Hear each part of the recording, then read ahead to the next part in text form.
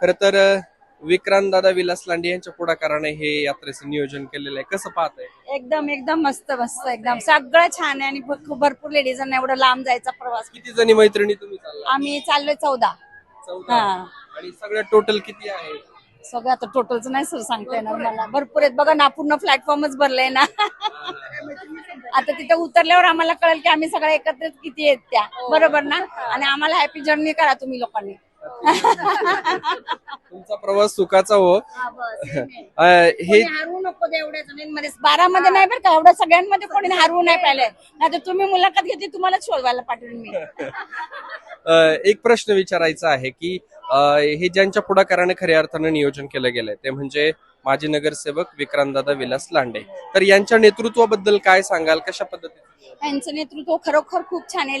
Ladies साठी तो खूप म्हणजे खूप छान आहे. गेल्या वर्षी पण त्यांनी नेलं होतं, या वर्षी पण. असं प्रत्येक वेळेला कुठे ना कुठे जाण्याचा एकदा आम्हाला सगळ्या लेडीजांना चांगली सोय असते आणि खूप छान सोय इथपर्यंत ना की ते जागेवर पर्यंत परत येईपर्यंत सगळे छान सोय केलेली त्यांनी. त्यालाच आम्हाला आमच्या सगळ्यांकडून त्यांना धन्यवाद आहे. नाही, तुमचं नाव काय आणि कशा पद्धतीचा आनंद आहे आज तुम्ही निघाला ट्रिप? खूप आनंद खूप आनंद. रंजना कामटे नाव आहे. आम्ही तिथलेच आहे, विक्रांत लांडेच्या पाठीमागेच राहतो आम्ही.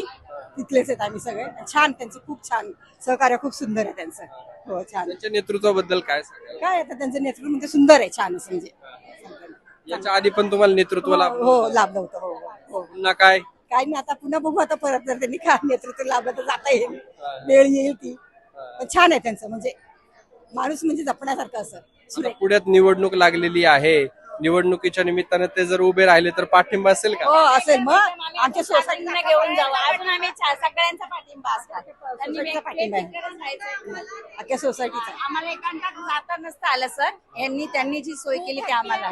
नाही, खूप आनंद आहे की त्यांच्यामुळे आम्हाला त्यांचं महादेवांचं दर्शन होते, उज्जैन दर्शन होते. कारण असं तर आम्ही आज गेलो नसतो, पण ह्याच्यामधून महिलांच्या ह्याच्यातून आम्हाला चान्स मिळाला. चांगलं. ताई, तुमचं नाव काय आणि कुठं राहिले? छाया चव्हाण, यश एव्हेन्यू, सेक्टर 1, इंद्रायणीनगर. इंद्रायणीनगर सेक्टर 1 मध्ये. 1 मध्ये. हा, हे संकल्प सोसायटी माहिती? त्याच्या शेजारी यश एव्हेन्यू आमची. तिथंच मी राहिलो. हा का? काय आनंद काय तुमचा आज यात्रेला? त्यांच्यामुळे मी भोलेनाथाची भक्त आहे. भोलेनाथाची भक्त आहे मी. पण मला तिथं बोलवलं त्यांनी म्हणून मी चालली यांच्यामुळं, साहेबांच्यामुळं. त्यामुळे त्यांचे मी धन्यवाद सांगेन. माझं डायलिसिस चालू आहे. किडनॅप फेल आहेत माझ्या दोन्ही. मी काल डायलिसिस करून आज चाललीये फिरायला. मला भोलेनाथाने बोलवलं ना. परमेश्वर तुम्हाला उत्तम आरोग्य देव. सर्वांचे धन्यवाद. थँक्यू.